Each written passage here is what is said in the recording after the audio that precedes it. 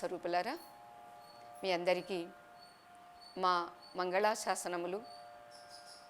కార్తీక మాసం విశేషించి పరమేశ్వరునికి అభిషేకము, శ్రీకృష్ణ పరమాత్మకి లేదా కేశవునికి అర్చన విశేషించి చేస్తూ ఉంటాము.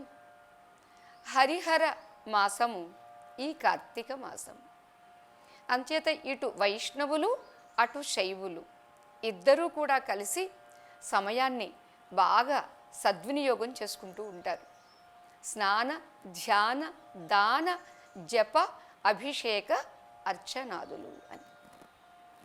ఇక మనం ఈ కార్తీక మాస సందర్భంగా శివానంద లహరిని ఏ జగద్గురు శంకర భగవత్పాదాచార్య స్వామివారు మనకి ప్రసాదించారో, సూర్యభగవానుడు లేకపోతే లోకానికి ఎలా చీకటే మిగిలేదో అలా జ్ఞాన సూర్యుడైనటువంటి శంకర భగవత్పాదులే ఈ భూమిపై అవతరించకపోతే ఈ భూమిపై ఉన్నటువంటి ప్రజల్లో అజ్ఞానవశాత్తు ఇంకా ఇంకా అహంకారము, స్వార్థము, మమకారము పెరిగి ఇంకా ఎన్ని చెయ్యకూడనటువంటి దుష్కృత్యాలు ఇంకెంత అన్యాయంగా, ఇంకెంత అధర్మంగా ప్రవర్తించేవారు. అటువంటి ఆ శుభ ఘడియల్లో సాక్షాత్తు పరమేశ్వరుడే శంకరాచార్య స్వామి వారిగా అవతరించారు. మన భారతదేశం సనాతన సంస్కృతికి, ధర్మానికి ఆలవాలంగా ఉన్నటువంటిది. అందున విశేషించి మన భారతదేశంలో కేరళ రాష్ట్రము అటు పాండిత్యానికి కానీ అలానే సంస్కృతికి కానీ చాలా ప్రధానంగా ఉన్నటువంటి రాష్ట్రం. అంచేతే చాలామంది మహాత్ములు శంకరాచార్య స్వామి వారి తర్వాత కూడా కేరళ రాష్ట్రంలోనే ఆవిర్భవించారు. ఒకటి మన వ్యాసాశ్రమ సంస్థాపకులైనటువంటి వారు శ్రోత్రియ బ్రహ్మనిష్టా సంపన్నులు మలయాళ స్వామివారు. అంచేత వారికి ఆ పేరే సార్థకమయ్యింది.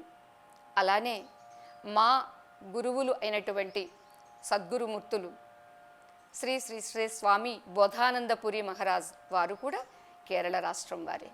ఇంతకు అదే కేరళ రాష్ట్రంలో జగద్గురు శంకర భగవత్పాదులు వారు అవతరించి యావత్ భారతదేశానికి, అంతేకాదు యావత్ ప్రపంచానికి కావలసినటువంటి జ్ఞాన కిరణములను, విజ్ఞాన వెలుగులను విరజిమ్మారండి.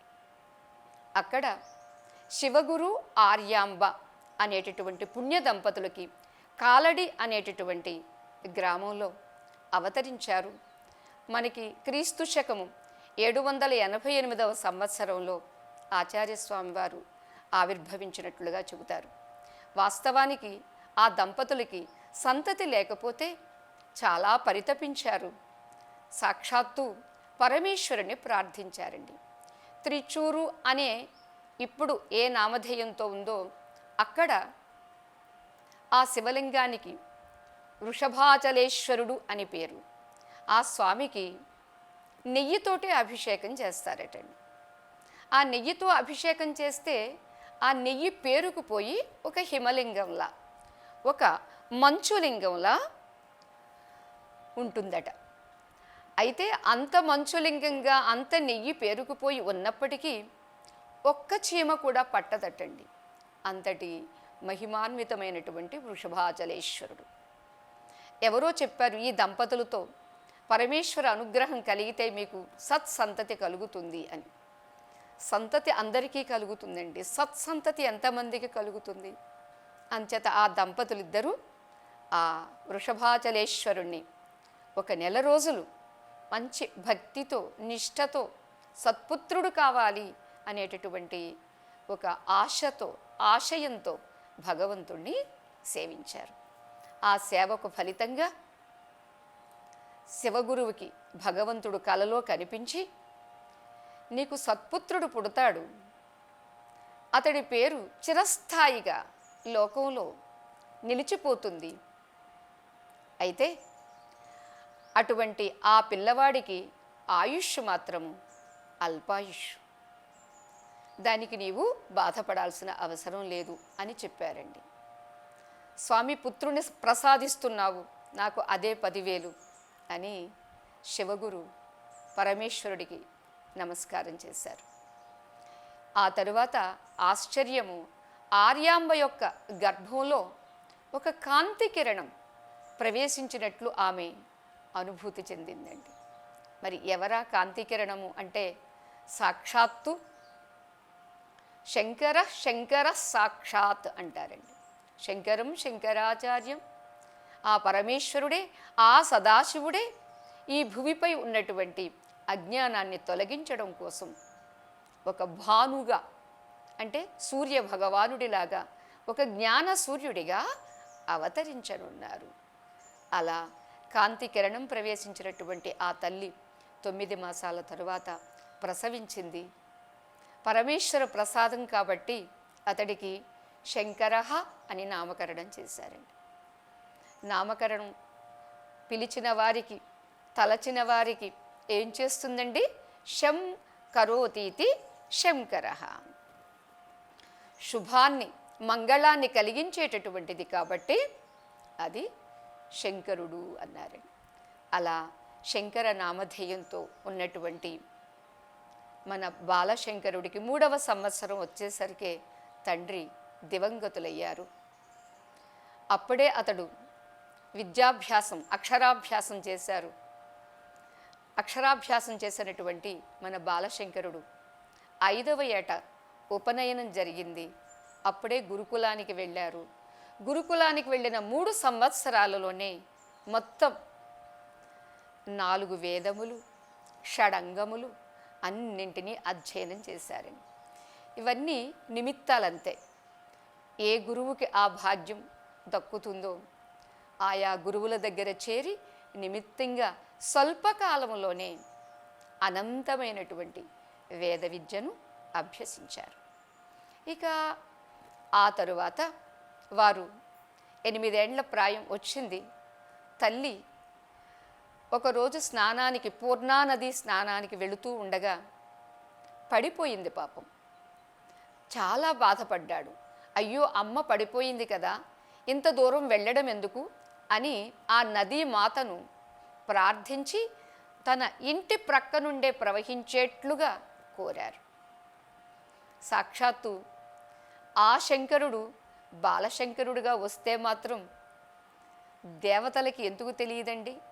గంగామాత, నదీమాత అంటే అక్కడ దివ్యత్వం ఉన్నటువంటి తీర్థాలు కాబట్టి ఆ తల్లి కూడా ప్రసన్నమైంది. పూర్ణా నదీమాత ప్రసన్నమైనటువంటి ఆమె ప్రవహించడం మొదలుపెట్టిందండి.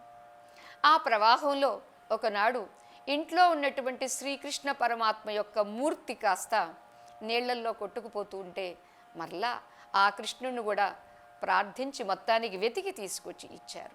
ఇవన్నీ ఏమిటంటే అద్భుతమైనటువంటి అనేకమైనటువంటి శక్తులు ఉన్నటువంటి వారికి ఇవన్నీ చాలా స్వల్ప కృత్యాలు అయినప్పటికీ ఏది అవసరమో అది మాత్రమే చేశారే తప్ప నాకు చాలా విభూతులున్నవి అని వేటిని వారు అభివ్యక్తం చేయలేదు.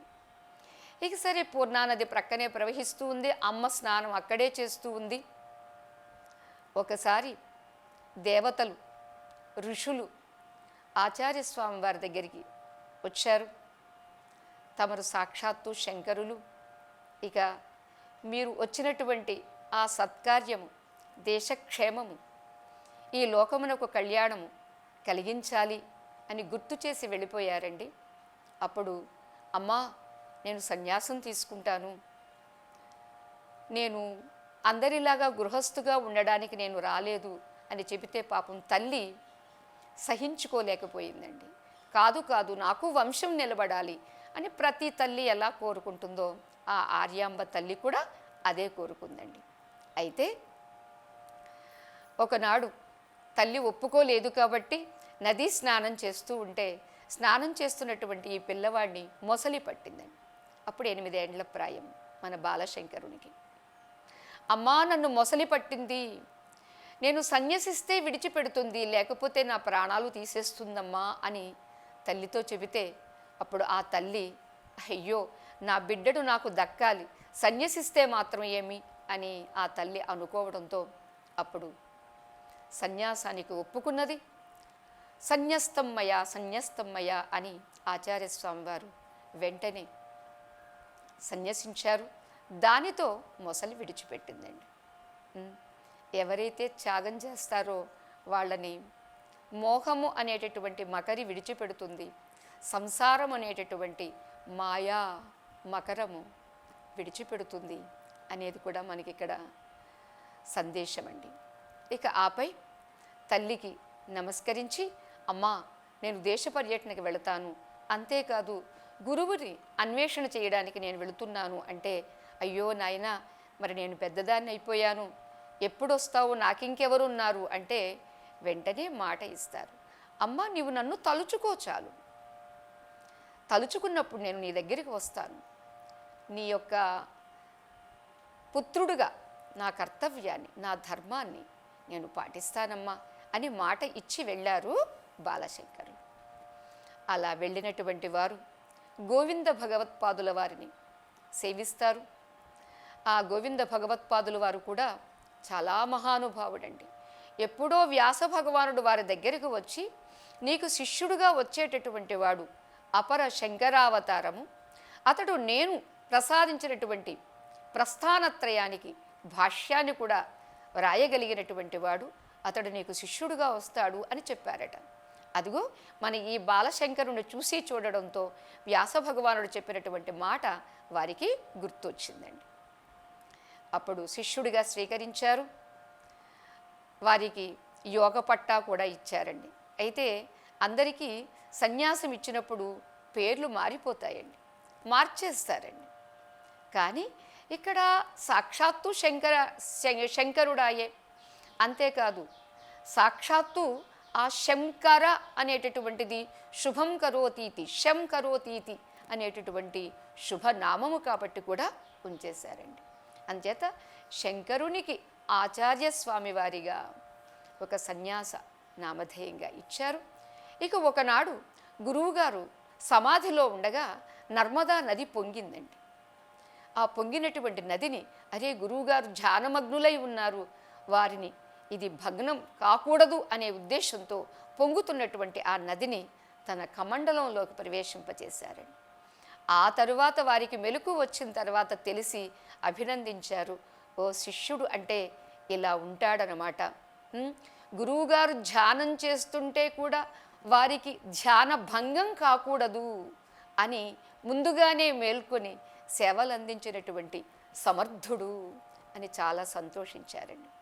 ఇక ఆ తర్వాత వ్యాస భగవానుడు చెప్పినటువంటి మాట గుర్తు వచ్చి గోవింద భగవత్పాదుల వారు, నాయనా దేశ పర్యటన చెయ్యి, వారణాసిలో నీవు వెళ్ళి వ్యాస భగవానుడు చెప్పినట్టుగా అక్కడ నీవు ప్రస్థానత్రయానికి భాష్యాన్ని నీవు రచించాలి అని చెబుతూ వ్యాస భగవానుడి దర్శనం కూడా నీకు అవుతుంది అని చెప్పారు. అలా గురువు ఆజ్ఞతో దేశ పర్యటనకు వెళ్ళారు ఆచార్యస్వామి వారు. అలా వెళ్ళినటువంటి వారు వారణాసిలో సాక్షాత్తు వ్యాస భగవానుడి దర్శనం కూడా అవుతుంది. అయితే వ్యాస భగవానుడి దర్శనానికి ముందే బదరికాశ్రమానికి వెళ్ళి అక్కడే ఉపనిషత్తులు, అలానే సూత్రభాష్యం, బ్రహ్మసూత్రములు, మూడవదే భగవద్గీత. ఉపనిషత్తులు, బ్రహ్మసూత్రములు, భగవద్గీత అనేటటువంటి ఈ మూడింటికి భాష్యాన్ని ప్రసాదించారు శంకర భగవత్పాదుల వారు. అంతేకాదండి, ఎవరెవరు ఏ స్థాయిలో ఉన్నారో ఆయా స్థాయికి తగినటువంటి ఎన్ని స్తోత్రాలు, ఎన్ని అష్టకాలు, ఎన్ని ప్రకరణ గ్రంథాలు అన్నింటినీ ప్రసాదించారు. అటువంటి వారు మరలా వారణాసి వచ్చినప్పుడు వ్యాస భగవానుడి దర్శనమైతే వాదిస్తారండి. ఏమిటి నీవు ఎవరివి, ఏమిటి నువ్వేదో భాష్యం రాసావట, ఏది నాకు వినిపించు అని అడగడము, వారు సమాధానం చెప్పడము, వీరేదో ప్రశ్నిస్తే కూడా దానికి సమాధానం చెప్పడము చాలా విని సంతోషించారండి. అప్పటికి మన శంకరాచార్య స్వామి వారికి 16 ఏండ్ల ప్రాయం. అప్పుడు నాయనా నీకున్నటువంటి ఈ అల్పాయుష్ని నేను మరలా అధికం చేస్తున్నాము, మరి 16 ఏండ్లు నీవు దేశ పర్యటన చెయ్యాలి. ఆ సేతు హిమాచల పర్యంతం. అంచేత అటు రామేశ్వరం నుండి ఇటు హిమాలయాల వరకు నీవు చేసేటటువంటి పర్యటనలలో ఈ భూమిపై ధర్మస్థాపన చెయ్యాలి. అంతేకాదు ఏవేవి మతోద్రిక్తమైనటువంటి పరిస్థితులు ఉంటాయో, అన్యాయము, అక్రమము, అధర్మము, అలానే శాస్త్రాన్ని కూడా నిరసన చేస్తూ వాదిస్తూ ఉంటారు, వాటన్నింటినీ నీవు నిర్మూలించాలి అని వ్యాస భగవానుడు ఆజ్ఞ ఇవ్వడం, దాన్ని పురస్కరించుకుని వీరు దేశ పర్యటన చేస్తూ వాగ్వివాదం చేస్తూ ఉన్నారండి. ఇలా పర్యటనలో ఒకసారి కుమారుల భట్టు అనేటటువంటి వారు, అతను పక్కా కర్మ సిద్ధాంత అన్నమాట. కర్మయే లక్ష్యము, కర్మయే దైవము, కర్మ ద్వారానే అన్నీ పొందవచ్చు అనేటటువంటి సిద్ధాంతం. వారికి నేను మీతో వాగ్వివాదం చెయ్యాలని వచ్చాను, కర్మ కాదు జ్ఞానమే ప్రధానమైనటువంటిది, అద్వైతమే ప్రధానమైనటువంటిది, అద్వైతము ఒక్కటే, అద్వైతమేవా భయం. అభయస్థితి దేనివల్ల వస్తుంది అంటే అద్వైతం వల్లే వస్తుంది. ఆ అద్వైత స్థితి దేనివల్ల వస్తుంది అంటే వేదాంత విజ్ఞానం వల్లే వస్తుంది అని చెబితే, అప్పుడు వారు మా శిష్యుడు మండన మిశ్రుడు అనేటటువంటి వాడు ఉన్నాడు, అక్కడికి వెళ్ళి మాహిష్మతీపురంలో ఉంటాడు, అక్కడికి వెళ్ళి అతడితో వాదించండి అని చెప్పాడు. అప్పుడు శంకరాచార్య స్వామి వారు ఎక్కడా ఏమిటి అని అడిగితే ఆ ఊళ్ళోకి వెళ్ళి అడిగితే చెబుతారండి. ఎక్కడ చెట్ల మీద చిలుకలు వేదాంత చర్చ చేసుకుంటాయో అక్కడ ఉన్నటువంటి ఇల్లే ఆ మండన మిశ్రుని యొక్క గృహము అని చెప్పారండి. అక్కడికి వెళ్ళారు. ఆ సమయానికి ఆయన ఒక శ్రాద్ధ కర్మ చేస్తూ ఉన్నారు. వీరు వెళితే ఉన్నటువంటి విద్వాంసులు, పండితులు కూడా వారిని కూడా భిక్షకు పిలవండి అని చెప్పారు.